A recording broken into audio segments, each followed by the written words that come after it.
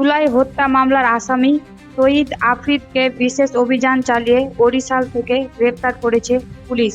অপরাধ তদন্ত বিভাগ সিআইডির মুখপাত্র এবং বিশেষ পুলিশ সুপার জসিমউদ্দিন খান কালবেলাকে গ্রেপ্তারের বিষয়টি নিশ্চিত করেছেন।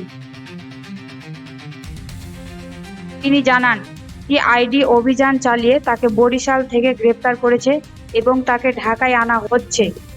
বরিশাল মেট্রোপলিটন পুলিশের কমিশনার মোহাম্মদ শফিকুল ইসলাম জানিয়েছেন, রাত 10:30টার দিকে ঢাকায় সিআইডি টিম এসে তার মামার বাসা থেকে তাকে গ্রেপ্তার করে ঢাকার উদ্দেশ্যে নিয়ে গেছে। এর আগে গত 17 আগস্ট শহীদ আফ্রিদকে গ্রেপ্তারের জন্য সরকারকে আলটিমেটাম দিয়েছিল জুলাই রেভলিউশনারি অ্যালায়েন্স।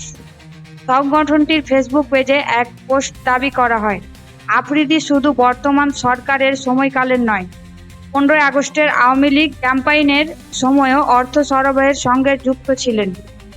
জেআরএ এর ফেসবুক পোস্ট আরও বলা হয়, স্বরাষ্ট্র উপদেষ্টা মহোদয় এবং ডিএমপি কমিশনার মহোদয়, জুলাই রেভলিউশনারি অ্যালায়েন্স, প্রাইভেট বিশ্ববিদ্যালয় ন্যাশনাল অ্যাসোসিয়েশন অব বাংলাদেশ এবং জুলাই ঐক্যসহ অন্যান্য জুলাইয়ের সংগঠনগুলোর পক্ষ থেকে আফ্রিদকে গ্রেপ্তারের জন্য আর মাত্র 26 ঘন্টা বাকি।